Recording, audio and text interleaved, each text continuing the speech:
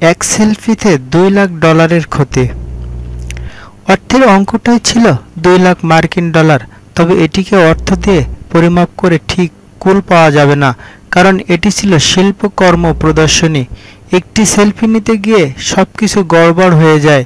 সাজানো সারিবদ্ধ শিল্পকর্মগুলো নিমিষেই শেষ। যতক্ষণে ওই নারী বুঝতে পারেন ততক্ষণে যা হওয়ার তাই হয়ে গেছে। ঘটনাটি ঘটেছে যুক্তরাষ্ট্রের লস অ্যাঞ্জেলেসের একটি শিল্পকর্ম প্রদর্শনীতে। দ্য 1/4 ফ্যাক্টরি নামক ওই প্রদর্শনীটি সবার জন্য উন্মুক্ত ছিল। অজ্ঞাত ওই মহিলা তার ফোন থেকে একটি সেলফি নিতে চেষ্টা করছিলেন।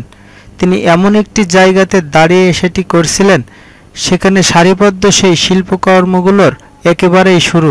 কিন্তু হঠাৎ করেই ওই নারী পড়ে যান একটি প্রদর্শনীর উপর, আর মুহূর্তেই একটি আরেকটির গায়ে লেগে পড়তে থাকে। শিল্পকর্ম প্রদর্শনীর এক মুখপাত্র জানিয়েছেন, ওই ঘটনায় 3টি ভাস্কর্য পুরোপুরি নষ্ট হয়ে গেছে আর পড়ে গেছে মোট 14টি, যার বেশিরভাগই কোনো না কোনোভাবে ক্ষতি হয়েছে। এই ভাস্কর্যগুলো তৈরি করতে অনেক শিল্পীর 20 বছর পর্যন্ত সময় লেগেছে বলেই জানান তিনি।